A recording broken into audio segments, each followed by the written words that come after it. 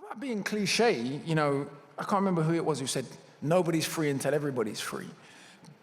Even though I'm not sure what freedom is ultimately and what that means in a society in which there is probably destined to be forever some degree of unequal power, unequal share of capital, where some people have power over others. I see freedom more as a negotiation than a final, I don't want to say final solution, because I don't like that phrase for obvious reasons.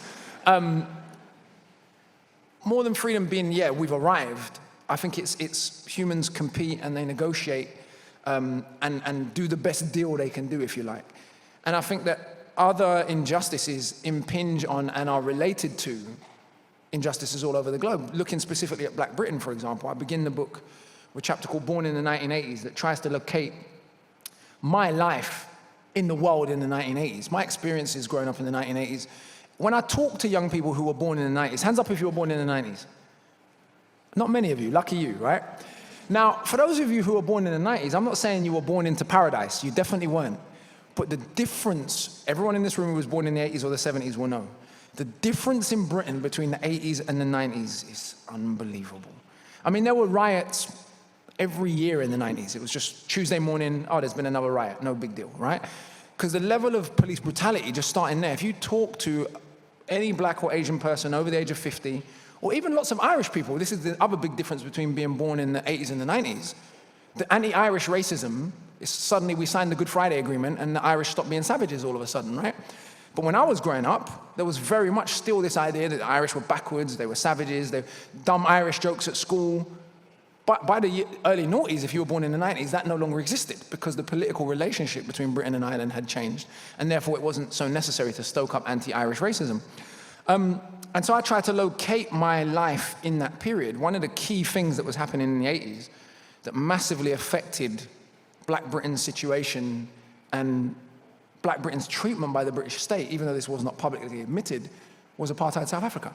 It is no coincidence whatsoever that once the last overtly racist regime in the world, i.e. a regime in which Black people were denied the right to vote and the right for political participation based on their skin color, once that fell, the treatment of Black people in the West was altered. It wasn't changed permanently, but it was altered very, very much.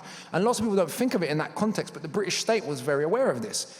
If you have a large Black population, and they're virtually all anti-apartheid, because any Black person that had any self-respect was pretty much anti-apartheid, you can't treat them very well and allow them to attain too much political power. Imagine there were 15 Bernie Grants, for example. For those of you who don't know who Bernie Grant was, he was kind of a radical Black MP for Tottenham in the 80s and early 90s. Imagine there were 15 more of him around London, how that could have impacted British politics. But on a more practical level, Jamaica and Barbados were the first countries in the world to put apartheid South Africa under sanctions. The Commonwealth itself was nearly torn apart by the Black countries' resistance to Britain's support for South African apartheid. So the British state understood very, very well, and this has parallels today for Britain's relationship with the Muslim community. Britain engages militarily, to put it very politely, in the Middle East, and then all of a sudden, public enemy number one becomes British Muslims. Those two things are not unrelated. But public enemy number one in the 80s was probably Black British people, and then to a degree, the Irish community sort of similarly in there somewhere, but obviously not having the same visible issue. But that was interrelated with British foreign policy.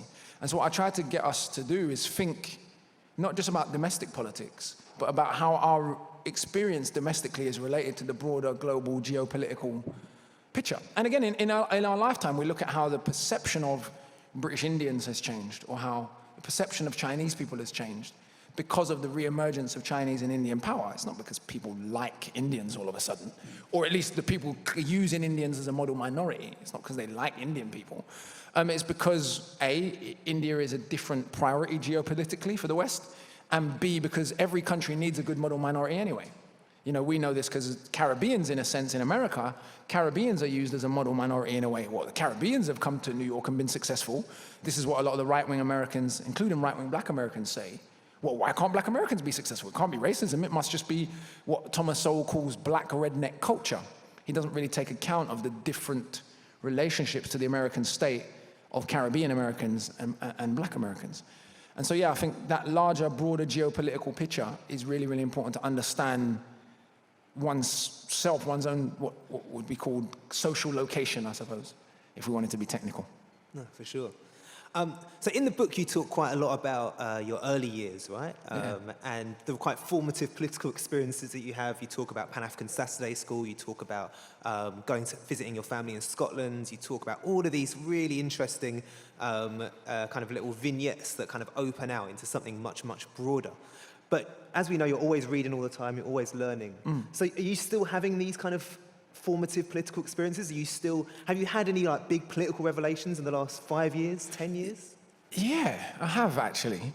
I think as I started to become what other people perceive to be successful, I noticed how some people, a particular brand of community activist or left-leaning academic, even when I won my doctorate, for example, the man them never took an issue with it. In fact, the first prison I went to after I won my doctorate, man was like, "Pap, pap, Dr. Akala, go on." They didn't care it wasn't a formal doctorate. But I noticed some academics were upset about it. I called myself Dr. Akala on Twitter, ironically, right? And people actually got their knickers in a twist about it, or their pants in a twist if it was a guy, right?